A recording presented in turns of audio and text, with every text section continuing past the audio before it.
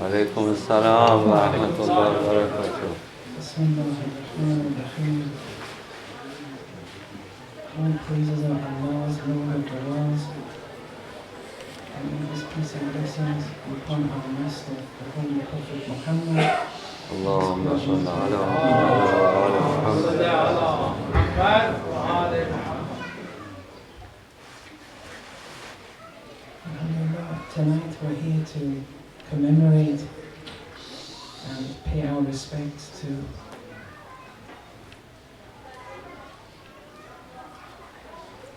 a 15-year-old who passed away 2 or 3 years ago, Sayyid Ali Zaidi, who must have made a significant impact on this community, that after 2 or 3 years, crowds such as this still remember him and come here.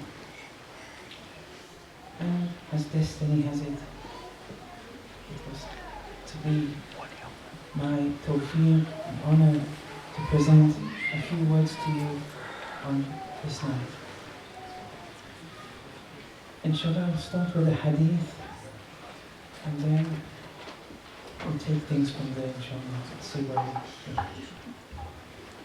It's a very important incident related from the companions of the Holy Prophet in relation to an incident that happened with the Holy Messenger sallallahu alayhi wa sallam.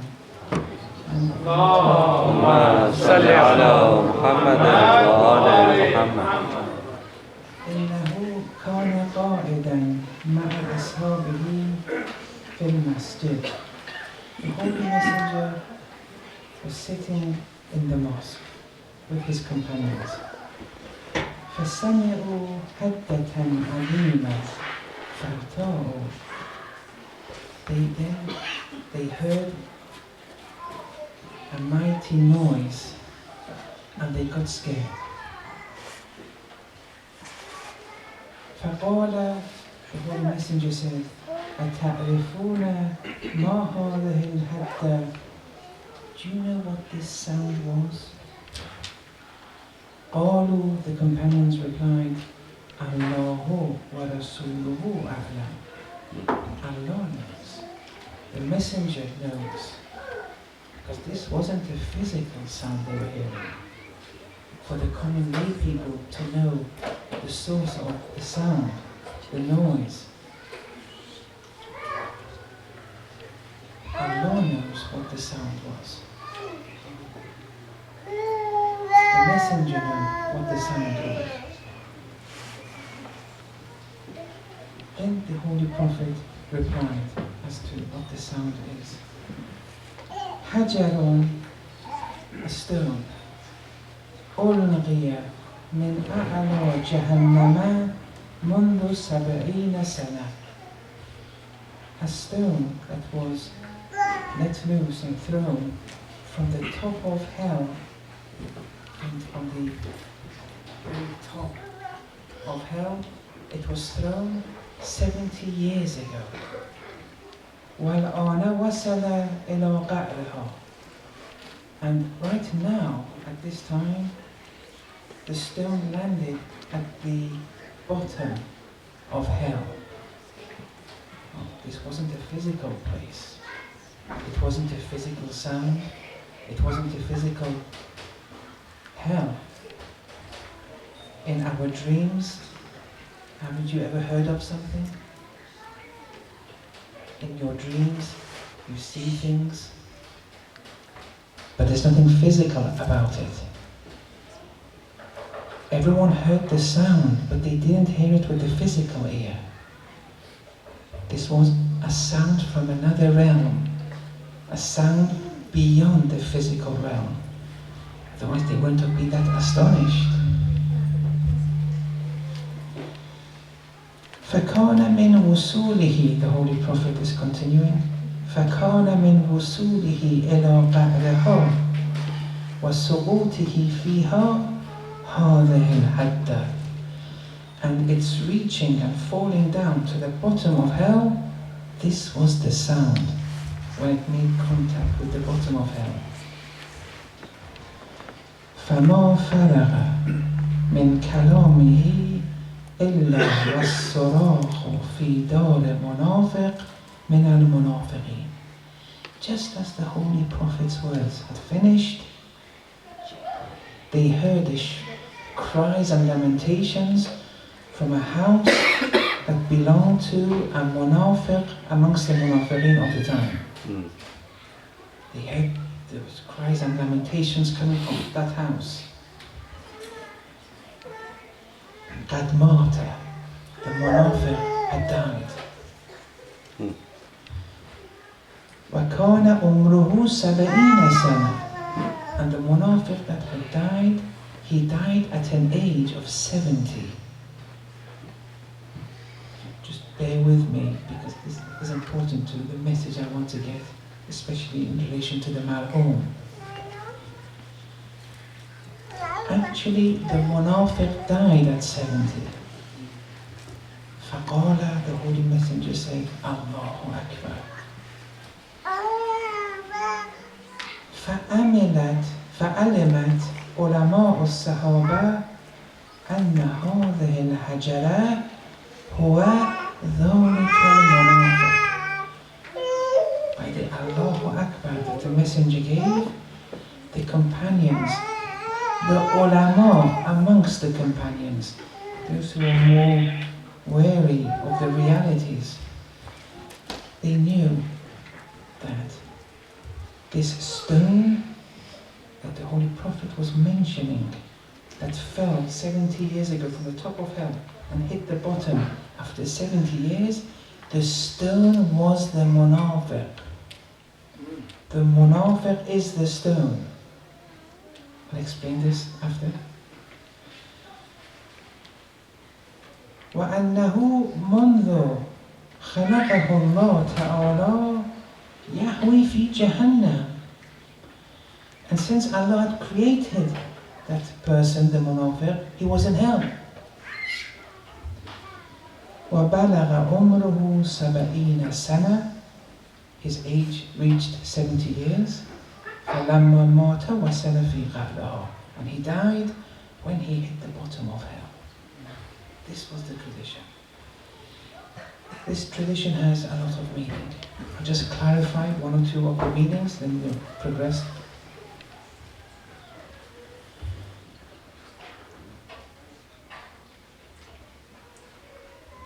The munafiq was the stone. What does that mean? ليس للإنسان إلا ما سعى. Man is nothing but that which he strives for. Me and you, we are our actions. Period. There's nothing else. قال يا نوح, Allah said to Allah subhanahu wa ta'ala said to Prophet Noah, Prophet Noah alayhi salam, إنه ليس من أهلك. Your son is not one of your family. إنه عمل غير صالح. Rather, your son is non-righteous actions. It doesn't say your son is the owner, the possessor, the doer of non-righteous actions. He is non-righteous actions. You are your actions. And you can't separate from your actions. يوم كل نفس تجد ما عملت من خير محضرا. The day will come when every soul will perceive the good that it has done in this world, huzuri style. Huzuri style. How do we explain huzuri style? What do you see in your dreams? You'll see your actions like what you see in your dreams. That's in unity with you. Your dreams are in unity with you. It's a product of you. Have you ever seen a wolf in your dreams? A dog attacking you in your dreams? A shark? That's you. You acted as a shark during the day. You acted as a wolf during the day towards people. You stung people, you see snakes. In the hereafter, there's no waking up though. You're going to be with those snakes. You are your actions. One day, for most of us, we're going to see all the good that we've done. Huzuri style. It's not outside us. وَمَا عَمِلَتْ مِنْ سُوءٍ. But in relation to the bad that we've done, تَوَدُّ, you wish, لَوْ أَنَّ بَيْنَهَا وَبَيْنَهُ أَمَدًا بَعِيدًا. The soul will wish if only, it's an impossible wish. Because low here is of the impossible low in Arabic. The particle low has many meanings. One is referring to impossibility. It's a wishful thinking. If only there was a great distance between that, the soul, me, and that su, that evil. Why did it say if only? Because it's impossible to separate from that evil. Because you are your actions. How can you separate from yourself? Moment to moment, we're building our hereafter, right now in this world. Barzakh exists right now in this world. Heaven and hell exists right now here. Not in this physical world, it is right now though. It's a metaphysical reality, but it's in the process of construction, moment to moment, as you're acting, but you are building your hereafter. There's not going to be a red monster there, whipping you, burning you. No. Allah doesn't need to punish anyone. If you don't do salat, Allah won't punish you. He doesn't need to punish anyone. But if you don't do salat, if you take drugs, alcohol, whatever, you are the constructor and the director of your own hell. It's in your hands. لَيْسَ لِلْإِنسَانِ إِلَّا مَا سَعَى. So in the Quran, in chapter 4, verse 10, it says, إِنَّ الَّذِينَ يَأْكُلُونَ أَمْوَالَ الْيَتَامَى ظُلْمًا. Those who consume orphans' property wrongfully, at the time they're doing this sin, they're receiving their punishment. What is it? إِنَّمَا يَأْكُلُونَ فِي بُطُونِهِمْ نَارًا. At the time of sinning, they are ingesting nothing but fire within. And as we sin, depending on the sin, the sin manifests in different ways. As we sin, right now we're burning. So why don't we feel the burning? Because now we're in this physical realm. After physical death, when you're in the metaphysical realm now, which exists right now, but since you're occupied with this realm, you don't see it. It all stops. So heaven and hell, it's all right now. And you're building it. Don't blame anyone else. It's all in your hands. Now this munafiq was a stone. A stone doesn't grow at all. After 70 years, the stone is the same stone. It doesn't grow at all. And this munafiq didn't grow spiritually all one's life. And he will be embodied. He's a stone right now when alive. But he will be embodied as a result of his actions as a stone. Some people may be embodied as various animals, Allah forbid. And that's going to be very difficult when we're in unity. You are the animal. You may look like a human being right now, phenotypically, but in essence you're an animal. And even worse, when you're a stone. That's going to be very painful. But why does it say that he was in hell from birth, since Allah created him? How can that be right? Well, children before puberty, they do all kinds of things. And there's no duty and there's no harm in those things, but they may do bad things too. As we say, for example, in Farsi, and we have it in English, when you address the child, you little devil, for example. They do many bad things, but that they're not held accountable. So we're all in a kind of hell before puberty, except for a minority who even they're very righteous. But that hell is harmless. But after puberty, we're now, after many years, it's now destiny is in our hands. We've been taught and so on and so forth. The rationality has come up. Now it's in our hands. This Munafiq remained a Munafiq though. He never accepted the message.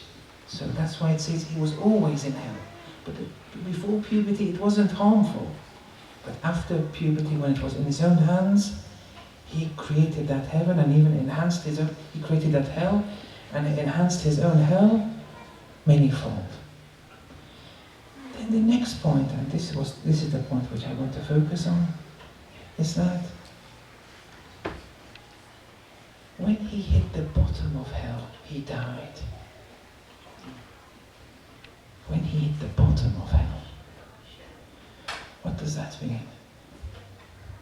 Here, we have to explain what death is philosophically in Islam. There are two types of death. One is a natural death. One is a forced death. Let's focus on this natural death for now. Natural death is when the soul, when you can't do, or let me rephrase it, when the soul is independent from the physical body. What does that mean? To put it simply, when the soul has reached a stage where it can't do any more good with this physical body. It's reached perfection. Reaching perfection, and now with this body of his or hers, he or she can't do better anymore. The soul becomes independent, and that's death. Now, perfection can be in virtue, it can be in vice. So someone reaches their perfection, let's say at 60, 70 years of age, and they can't enhance their virtue anymore, they've reached their perfection, the soul becomes independent from the body, they will undergo a natural death. Or someone has done so many vicious actions, like this Munafiq. They keep on doing vicious actions.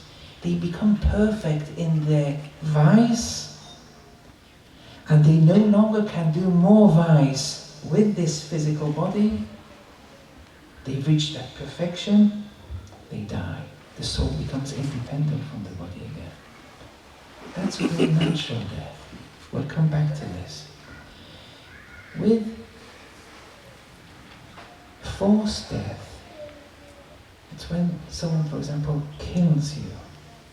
You become a martyr. Or you live very unhealthily. You have cholesterol. And so, you know, the example's better than me. And then you force that death upon yourself. Not that you reached perfection.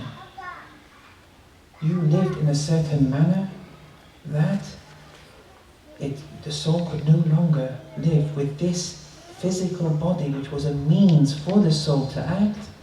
You prohibited, or you prevented, or you limited the soul in this regard, and you underwent a forced death. Most of us will undergo a forced death. The mu'mineen, the true mu'mineen, will undergo natural death.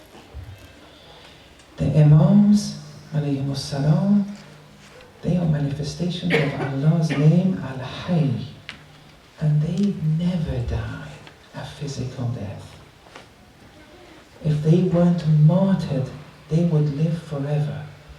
But all of them were martyred. All of them were killed. But if they weren't killed, they would have lived always.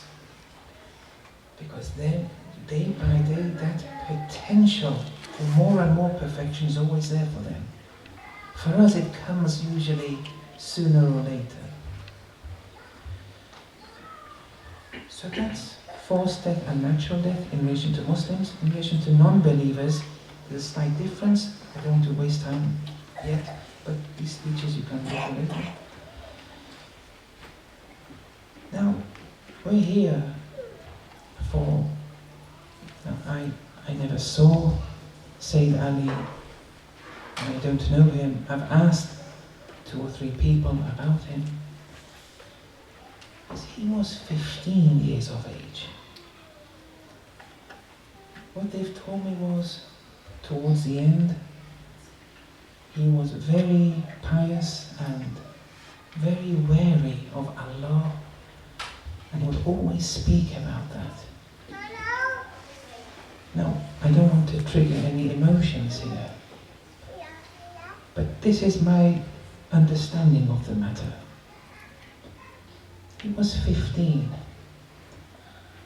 and his religiosity was good, and they've spoken very highly of his parents, a very pious father and mother, who brought up this child the first 7 years, the second 7 years, maybe in a very good way, and then towards the end of his short life, the taqwa aspect keeps on increasing, and what I've been told is he had this affinity towards a tree. He would always go to this tree. Let's just stop there. Let me go on another point. We'll come back to it. Many mentors in spirituality have had students in spirituality, and the students died at an early age, 26, 30. That's a weakness for that spiritual mentor. I once met one of these spiritual mentors in Tehran, and he said that he stopped after these 2 deaths of an early age. He stopped mentoring in spirituality, because if you give too much spirituality to someone at 26, at 30, and you don't monitor them properly, and they reach their perfection too early, when they're supposed to live another 70 years, they're married, they have children. When the mentor mentors in a manner that they reach their perfection prematurely, but they reach their perfection, and they died a natural death. He stopped after that, because those 2 had family, had children. What are they going to do now? In spirituality, one has to be careful. It has to be monitored. The aim in spirituality is seeing the metaphysical and getting guidance from the metaphysical realm. Seeing the angels is important. إِنَّ الَّذِينَ قَالُوا رَبُّنَا اللَّهُ. Those who say, our Lord is Allah. Aqa'id. Aqa'id has degrees. How much aqa'id do you know? The more the better. ثُمَّ اسْتَقَامُوا. And then they're steadfast upon that aqa'id. Action. Action has degrees. تَتَنَزَّلُ عَلَيْهِمُ الْمَلَائِكَةُ. This is explicit in the Quran now. I don't remember the verse. Angels will descend upon them. They get messages from angels. They see angels. Many of us may have seen angels, but we don't notice it. Have you ever woken up with a bang or a kind of sound? You woke up, it was time for Fajr. The person beside you heard nothing. It's a metaphysical sound you're hearing. But you couldn't, it was ambiguous, it was just a big bang, a knock. Some people hear a voice. So you wake up, the person beside them sleeping heard nothing, you heard it. That's an angel. But that capacity of yours is just to hear a voice. Some people see the angels. This 15-year-old would always go to this tree. That was his tryst. Maybe it was his meeting place with Allah. He found a solitude there. He would keep on going on the tree. Now I know we don't know exactly what happened, but a 15-year-old who keeps on going to a tree, the taqwa element is always increasing. Of a father and mother, as pious as the parents that they are, he reached his perfection, maybe. And the soul became independent from the body, doesn't need the body anymore. And now he's in the hereafter and is continuing to grow. Those who die a natural death, they continue. This is something important, and the youth can take lesson from this.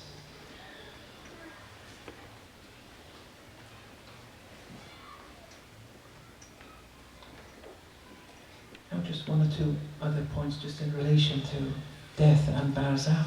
Some of you wanted me to speak on this. صلوا على محمد وآل محمد. اللهم صل على محمد وآل محمد. So, on death, as I say, even now, my barzakh, my heaven or hell, your barzakh, your heaven, it's all right now.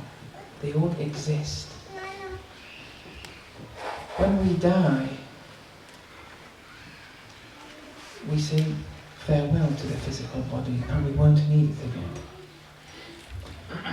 It's a mithali body from now on.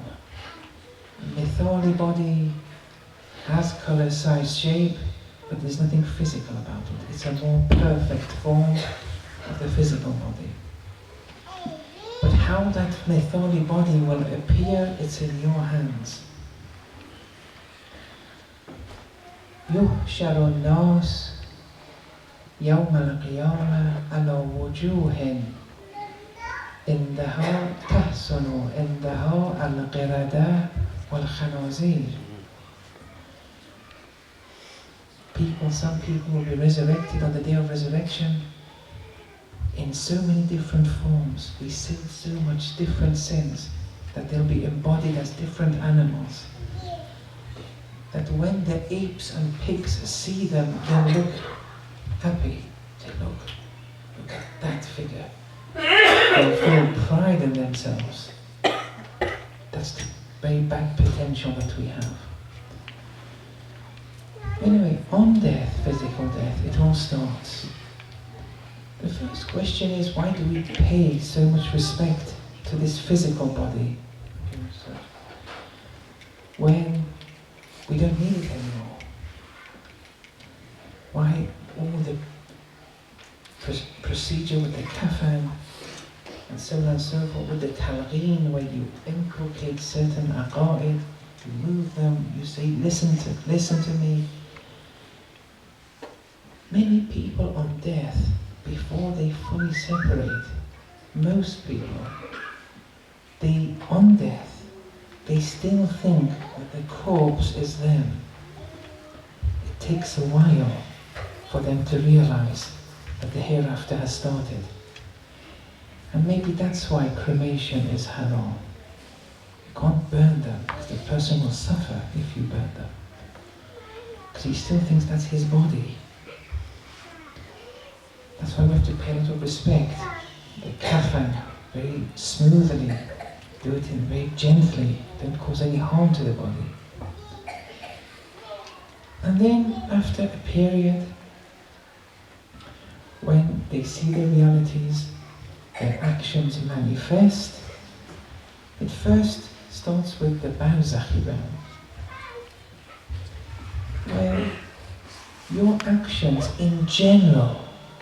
How did you do salat? How did you fast? How did you undergo your youth?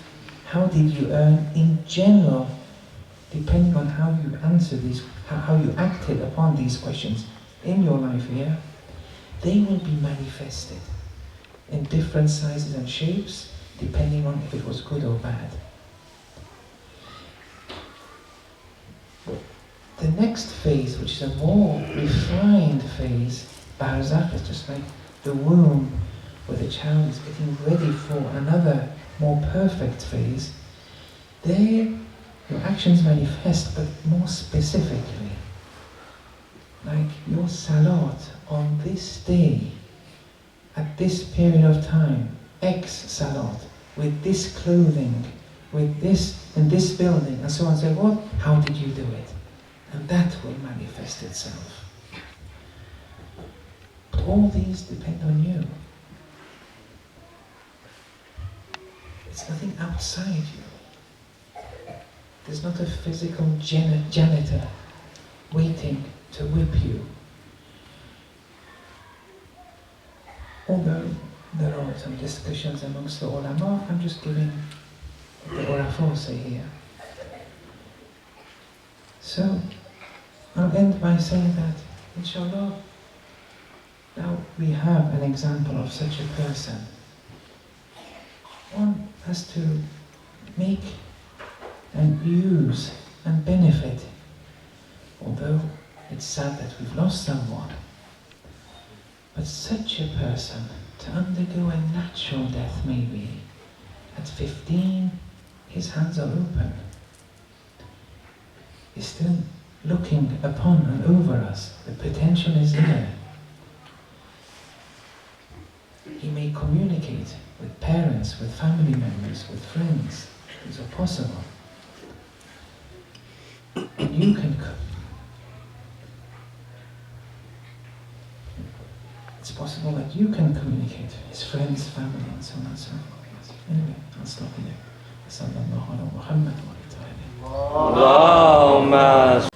Here, the parents have a big role here. Even their grandparents, even their ancestors. I spoke about this when I was here last, that even when the children are born, part of their destiny was in the hands of their ancestors. For example, a father and mother smoke and drink. The child is born without limbs. Is that fair? No. Whose fault is it? Nothing to do with Allah here, the parents. Now take that to your grandparents and all your ancestors. They all have an effect on the birth of the offspring. Yes, after even the first 7 years, the child has no free will. It's the parents who are educating the child, the rationality, even the second 7 years. And then after 14 years, sooner or later, in puberty onwards, now, for the first time, they can use their free will properly. And it's still that counts. How? Yes, they have received a lot of baggage.